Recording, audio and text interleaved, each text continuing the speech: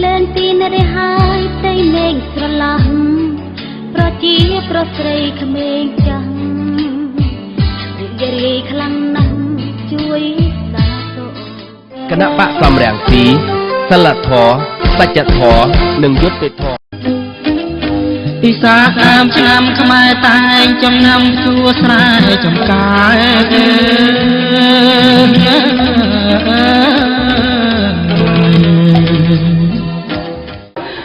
นุ่มอ่ะอย่าล็อกลงเปรย์แล้วก็มาเราเกิดต้นทางที่ตัวบากยังมองหน้าแล้วก็ช่วยnhauว่ายังมีอะไรที่เตะแล้วก็มาแค่จัดจุกไหลน้อยติดตันละติดตันเองแล้วก็มาช่วยnhau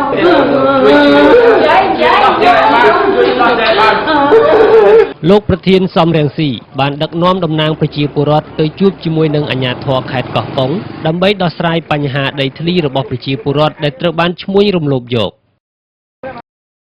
ការពារបងប្អូននៅឃុំតាចេះយើងកាត់ដីយើងឡើងវិញដីរបស់យើងប្រជារាស្ត្រជាម្ចាស់ទឹកម្ចាស់ដីតែមួយគត់ដូច្នេះគ្មាននរណាអាចមកយកដីប្រជារាស្ត្របានវិញទេដីទាំងឡាយត្រូវប្រគល់សងប្រជារាស្ត្រដែលជាម្ចាស់ដើមវិញខ្ញុំបោះឆ្នោតឲ្យគណៈបកសំរងស៊ីបញ្ឈប់ការរឹបអូសយកដីធ្លី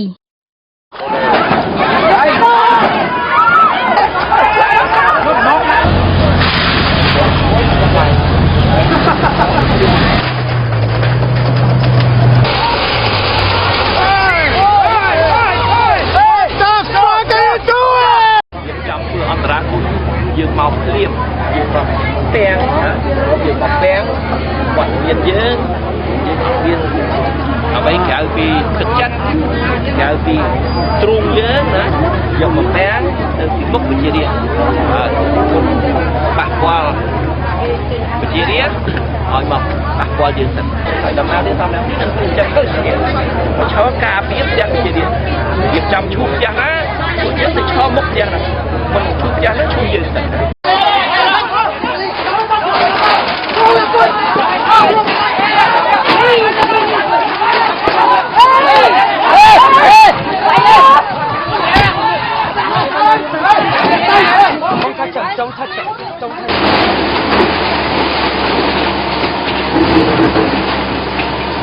ពិបាកបាត់ដល់ពិបាកបងប្អូនទាំងអស់គ្នាត្រូវចងចាំថាត្រូវចាត់នៅក្នុងក្រៅបេះដូងឲ្យបានច្បាស់បើមានកូនសូមឲ្យធ្វើការបម្រើសង្គមធ្វើការបម្រើរាស្ត្រឲ្យមានជាមជាប់ជាខ្មែរឲ្យចេះស្រឡាញ់ខ្មែរដូចគ្នាក៏មានតែការជិះជាន់កេងប្រវ័ញ្ចគេសង្កត់កាប់សម្លាប់ខ្ញុំជឿចាប់ណាលោកអើយលោកថ្ងៃ7មករា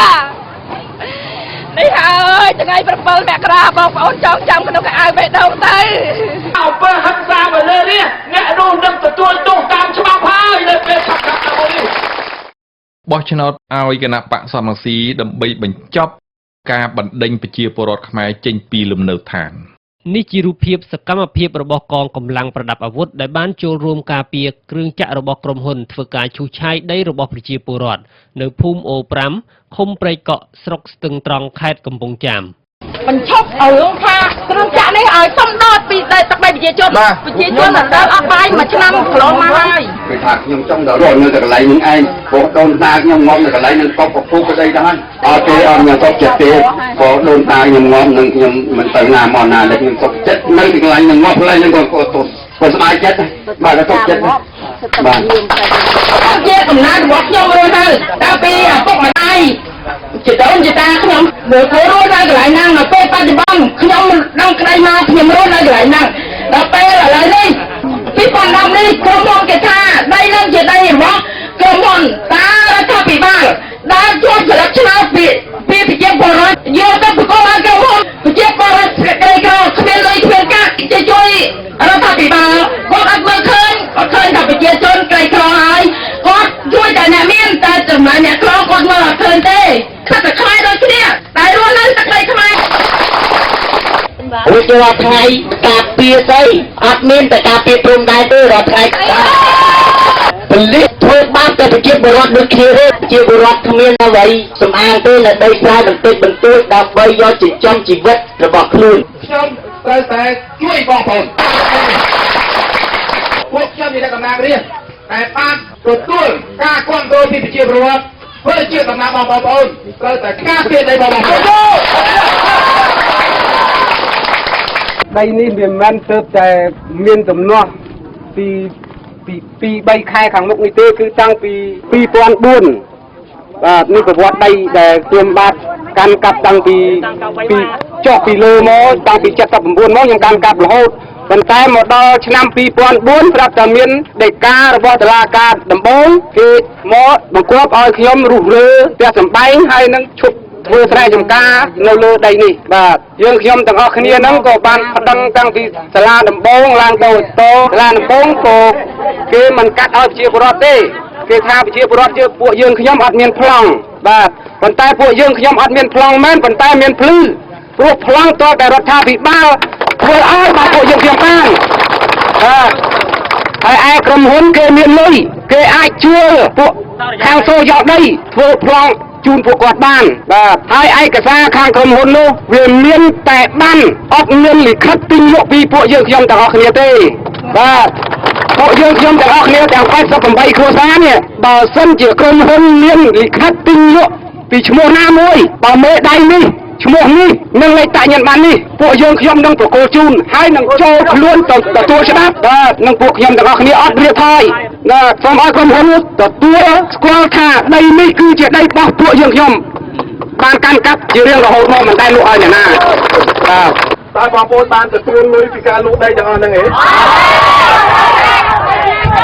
ឡូវខ្ញុំបានប្រាប់ហើយបាទខ្ញុំប្រាប់ហើយខ្ញុំថាមិនជឿថាពលរដ្ឋគាត់បានទទួលលុយហើយគាត់មកតវ៉ាជាមួយក្រុមហ៊ុន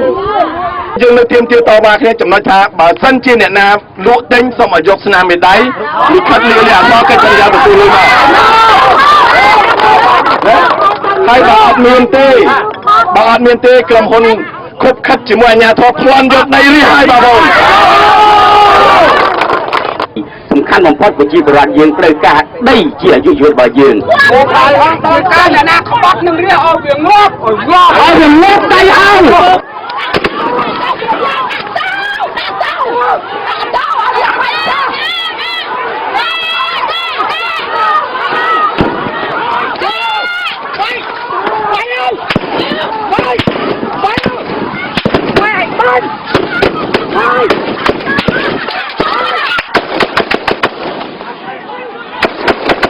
គេបាញ់គម្រាមពួកខ្ញុំជាង30គ្រាប់ហើយគេបាញ់របួស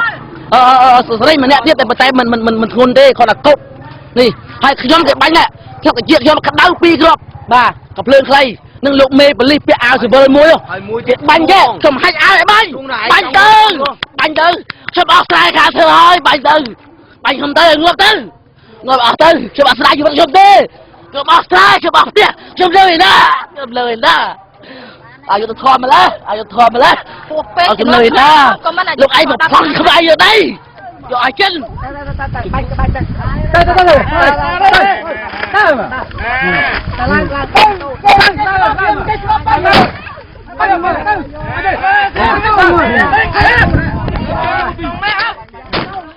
សមត្ថកិច្ចបានបាញ់រះមកលើប្រជាពលរដ្ឋស្រុកជីក្រែងខេត្តសៀមរាបក្នុងទំនាស់ដីស្រែប្រាំងដែលធ្វើឲ្យប្រជាពលរដ្ឋរងរបួសនិងរត់ចោលស្រុកកាលពីខែមីនាឆ្នាំ2009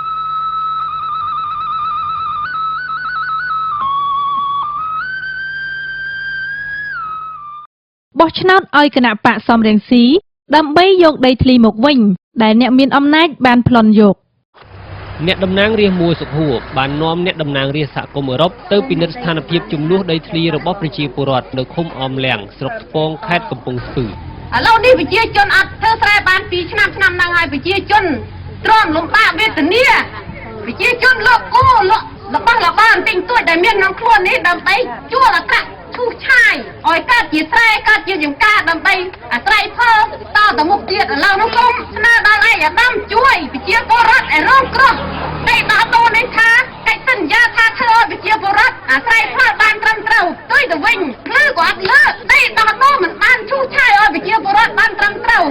ទាវណាំងវារប់នេះខ្ញុំឈឺចាប់ណាស់នេះខ្ញុំនៅក្នុងខំអមលាក់ហើយចាំនឹងក្រុមហ៊ុននេះខ្ញុំផាត់នឹងមកយកដៃបងប្អូនរបស់ខ្ញុំសូមឲ្យលោកជំទាវជួយលោកជំទាវសហភាពអឺរ៉ុបសូមជួយបំបត្តិក្រុមហ៊ុនលីយ៉ុងផាត់តែម្ដងទៅដើម្បីឲ្យប្រជាពលរដ្ឋមានបាយហូបពេញចាប្រជាពលរដ្ឋរាប់ពាន់គ្រួសារអត់បាយហូបហើយតំណាងឃុំតំណាងអីហ្នឹងនៅនឹងអត់មានមើលប្រជាពលរដ្ឋទេ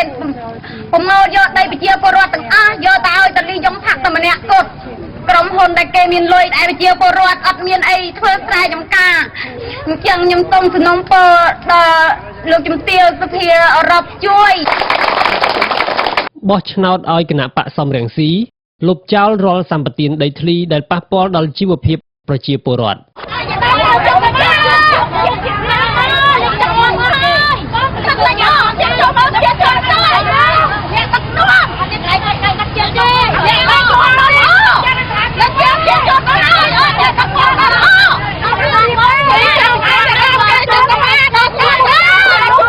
សូមទៅក្រុមហ៊ុន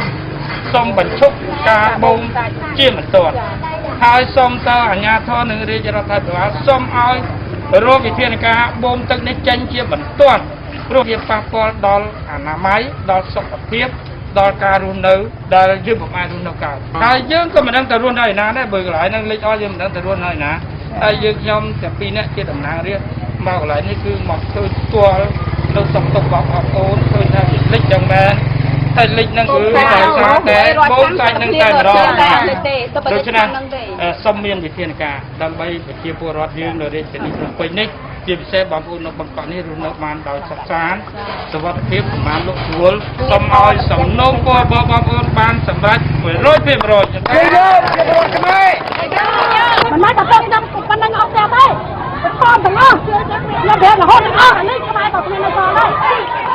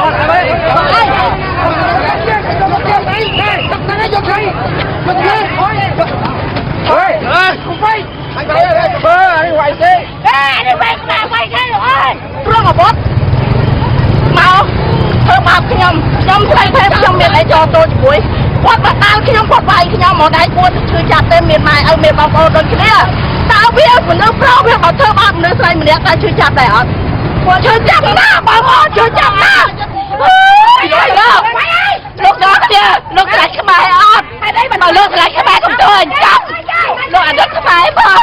ពួកខ្ញុំពិបាកណាស់